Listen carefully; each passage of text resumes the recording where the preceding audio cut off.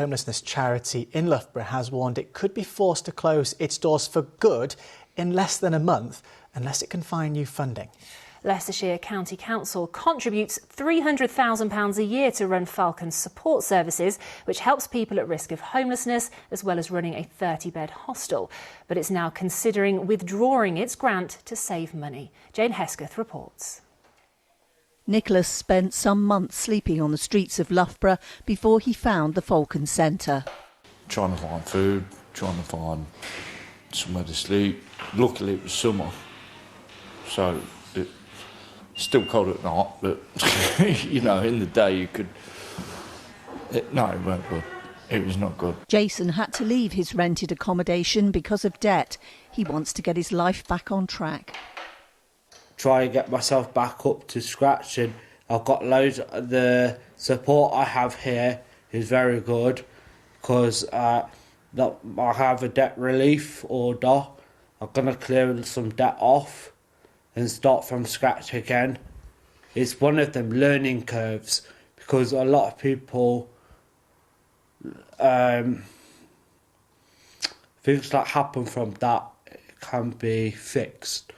In just over 3 weeks, Leicestershire County Council will decide whether to keep funding Falcon Support Services at a cost of £300,000 a year. If they don't, it will likely close. The council say their funding is to help people who are homeless or at risk of being homeless. It's not for beds and bricks and mortar. An alternative service called First Contact Plus can support people with local area coordinators contactable by mobile phone and email. First Contact Plus is a good service for some services that we use ourselves, but homelessness, it's not going to meet their needs. For instance, our service users don't have a mobile phone 80% of the time. It's not their priority. Getting access to the internet, the reason they have access to an internet is because they're coming to services like ours and we're able to refer for them. Some people can't even read or write. People will not trust people. Our service users will not trust people they're speaking to over the phone. It's about building that trust up. But with a predicted budget shortfall of £100 million by 2027, the council have many tough decisions like this to make. But it is the everyday personal stories that make it hard for staff here to accept the threat of closure.